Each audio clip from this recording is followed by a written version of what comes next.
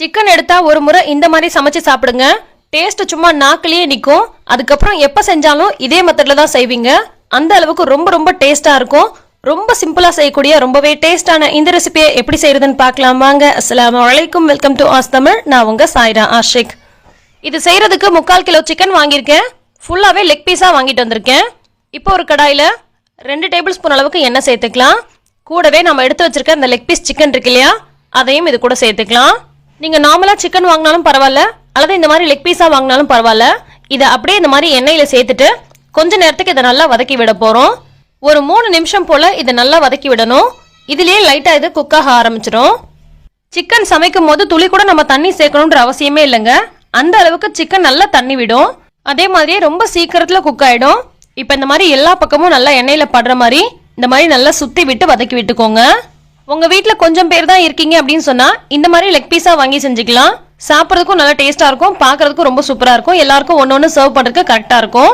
இதுவே நிறைய பேர் இருக்கீங்க, ஒரு 7-8 பேர் இருக்கீங்க அப்படின்னு சொன்னால் இந்த மாதிரி வாங்காமல் அப்படியே நார்மலாக பீஸ் போடுவோம் இல்லையா, அந்த மாதிரி சிக்கனாக வாங்கிக்கிறது பெட்டர். இப்போ இது ஒரு 2-3 நிமிஷம் நல்லா எல்லா பக்கமும் திருப்பி விட்டு வதங்கினதுக்கு அப்புறமா இதில் தேவையான அளவுக்கு உப்பு சேர்த்துட்டு மறுபடிக்கும் நல்லா கலந்து விட்டுக்கலாம். இப்பயே உப்பு சேர்த்து கலந்து விடுறதுனால சிக்கன் சாப்பிடும்போது ரொம்பவே டேஸ்ட்டாக இருக்கும். இது நம்ம யூஸ்வலாக வைக்கிற சிக்கன் குழம்பு மாதிரி இருக்காதுங்க. அதை விட ரொம்ப ஈஸியாக செய்யலாம், ஆனால் அதை விட ரொம்ப ரொம்ப சுவையாக இருக்கும். இது கொஞ்ச நேரத்துக்கு சிம்மில் வச்சுக்கோங்க.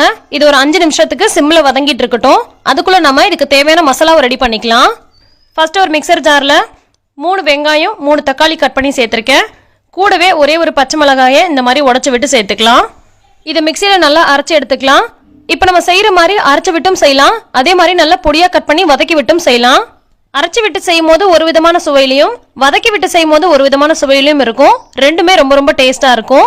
இப்போ நம்ம அரைச்சதை ஒரு பவுலில் மாற்றியாச்சு. அடுத்து இந்த குழம்புக்கு தேவையான மசாலா ரெடி பண்ணிக்கலாம். இந்த மசாலா தான் இந்த குழம்புக்கு ஒரு சூப்பர் டேஸ்ட் கொடுக்கக்கூடியது.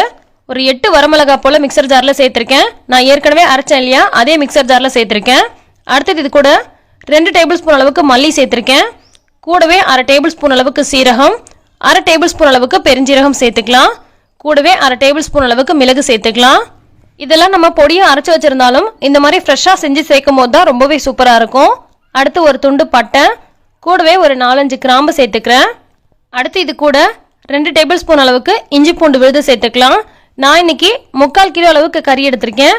அதனால் 2 டேபிள் ஸ்பூன் அல்லது 1/2 டேபிள் ஸ்பூன் அளவுக்கு இஞ்சி பூண்டு விழுது சேர்த்தா சரியாக இருக்கும்.